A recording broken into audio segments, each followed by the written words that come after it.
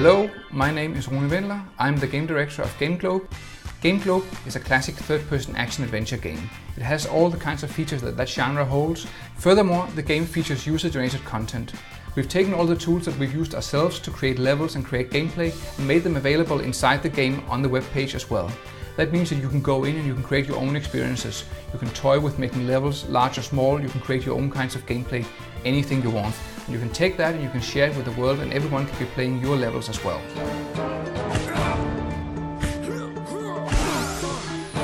Finally, the game is free to play. You don't have to spend any money to try any part of the game. It's all just available on the web page. Here I am on the front page. I'm logged in. We can see that we are highlighting some levels right now. All these levels have been created by the users or by us. What I'd like to do is guide you through a few different levels from the game, just to give you an idea of what kind of content people are creating in there right now. Let's start with something very small, this level. I basically click the link and I go straight to that level, which is streamed into the browser, and there it is running in the window. Now, every level has a unique URL, just like, say, every YouTube video has a unique URL. That means I can copy this URL and paste it into an email, onto Facebook, in Twitter, anywhere I want, and share it with people. And they can click that link and they'll be taken straight to this web page and they can play straight away. We don't require people to sign up or register to play. You can just follow the link and be playing within seconds. The main window here has the game running. Let's go ahead and try it out. Basically, I click in the window and here I am playing straight in the browser. This is a very simple level about getting to the other side of this bridge and collecting as many points as possible on the way, which is made more difficult by the fact that the bridge is collapsing. Let's see if we can make it across.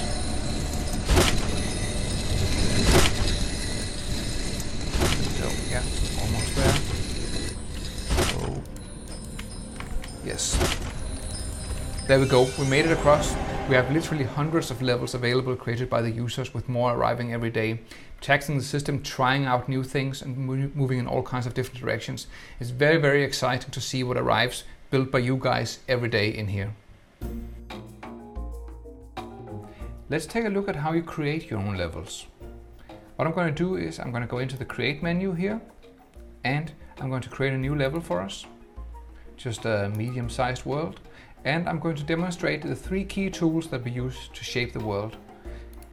So even when I'm in create mode, I'm still controlling my avatar, I'm still running around on a world, but I do have a few extra tricks. I can first of all use my jetpack to fly into the air and position me any way I want, and I have the key create tools available as well.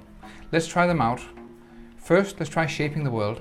What I'm going to do is I'm going to press F2, and as you can see, the avatar is now holding a little controller, and actually I'm controlling the end point of his cable with the mouse. And what we can do with the first tool, with the terrain tool, is we can start shaping the world.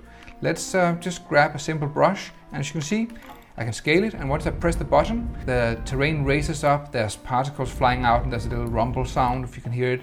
So everything is just happening here in real time. But let's pick a slightly more elaborate shape, like this cylinder, which has a rougher surface, so it looks a little bit more natural. So I am going to grab it here, make it big, and just sculpt away over here. Maybe make a little canyon for us there in the middle. At any point I can go back to my avatar and we can see what it looks like from down here. It is actually beginning to look a little bit like a valley or canyon of some sort. Let's add a few more details to it.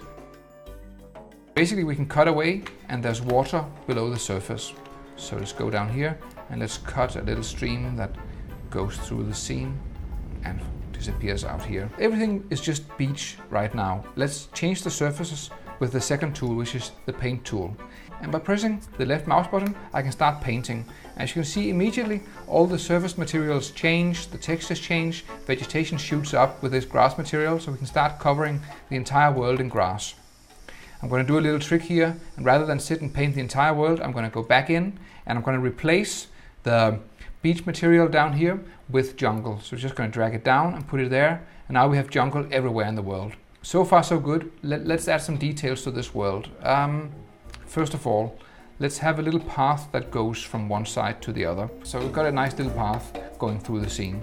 I'm not really sure what we're going to do with it yet, but we'll figure that out as we go along. Let's make a little cave where you start the level over here.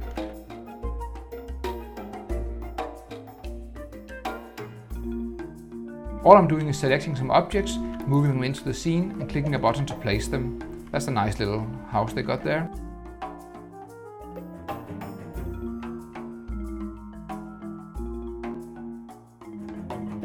What we want to do is we want to define where this level begins and how to end it. So I'm going to go in and I'm going to use a couple of special props which are called gameplay props. These are things you don't see when you actually play the game, but they're used behind the scenes to set up the action. Let's grab the start point and find our cave over here. Put the start point into the cave, like here, and grab the little camera you can see there and position it behind the guy. So that's basically the angle from which we see the scene when the game starts. So it's going to be here, for example. Let's go and get the level finishing point, which is the easiest way to end the level. Basically, when I run into this zone, the level will end. So let's stick that over here at the end of the path. So far, so good. We need some opposition, so perhaps a few enemies on this path as well. Let's go back to pirates and scroll down through all these props. And let's take this guy, just gonna drop him in there. And this other guy a little bit further down perhaps, like here. You don't have to do any more to the AI to make it work. Just drop them into the scene, they will stand there, they're able to navigate the area they're in, and they will fight you if they spot you. But now that we've got some enemies, I think we need a weapon to fight them. So why don't we hide a weapon up on the little hill over here. Let's go back in and grab a cutlass. I'm just gonna go in and I'm gonna say it should rest there. Let us also get some treasure now that we've got some enemies. Perhaps a single chest over here in the middle of the red flowers. And chest over here. And a third chest here. There we go. Let's go ahead and try our level. There's the enemy. Oh, he spotted us. Let's see if we can get our weapon. Go up here. Grab the weapon. He's over there. Let's go get him. There, got him. And let's get some treasure. Let's make our way across here.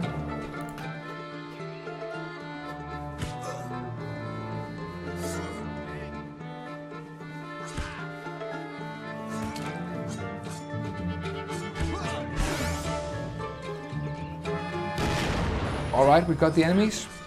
Let's get the final treasure. And complete our level. So there we have it. We basically made a tiny playable level with all the kinds of aspects we see in traditional third-person action-adventure games right in the browser in a few minutes' time. All in all, we're working together to make this game as good as we can, because we really want this game to not just be something we define, but something that the community helps define as well. Because at the end of the day, this is your game as much as it is ours.